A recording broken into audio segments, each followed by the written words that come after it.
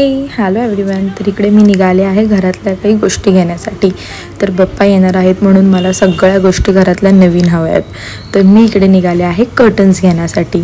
तर कर्टन्स घेण्यासाठी निघलो होतो, पण आम्हाला शॉप माहिती नव्हतं. पण आम्ही ऑलरेडी पहिले जेव्हा कर्टन्स घेतले होते आम्हाला त्या शॉपमध्ये जायचं होतं. तर इकडे खूप सारी ट्रॅफिक होती.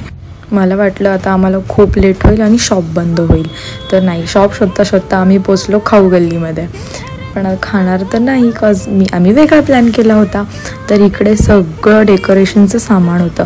तर मला खूप घेऊ वाटत होतं, पण करण बोलला आत्ता नाही, आपण नंतर घ्यायचं आहे. ते बरं ठीक आहे. तर तुम्ही पाहू शकता, तुम्ही इथे नक्कीच जावा. हे रविवार पेठ आहे, तर तुम्हाला खूप छान डेकोरेशनचं सामान मिळेल. तर इथे आम्हाला फायनली शॉप मिळालं आणि आम्ही त्या शॉपमध्ये एंटर केलं. तर खूप सारे डिझाईन्स पाहून मी झाले कन्फ्यूज. मला कळतच नव्हतं की कुठला कलर आणि कुठला पॅटर्न मी चूज करेल.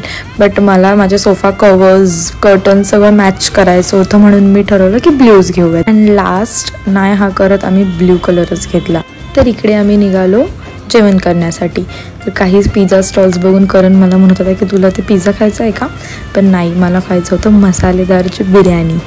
तिकडे वेटिंग होती म्हणून आम्ही झुडिओमध्ये थोडं स्क्रोल करण्यासाठी गेलो होतो.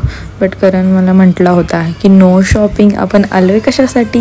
आणि हां, जर तुम्ही माझ्या यूट्यूब चॅनलला सबस्क्राईब नसेल केलं तर प्लीज सबस्क्राईब करा, म्हणजेच मी नवीन व्हिडिओज घेऊन येत राहील. आणि मलाही शूट करायला खूप आवडायला लागलं आहे. तर इकडे आता आम्ही निघालो आहे मसालेदारला.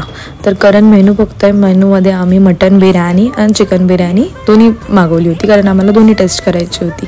इथे काय मला ती हड्डी सुटत नव्हती आणि मी ती सोडत नव्हते. घरी जाता जाताच मला मेरिडियन दिसलं आणि मी मेरिडियनची आईस्क्रीम नाही खाणार असं होऊ शकतं का? इथे 12 महिने गर्दी असते.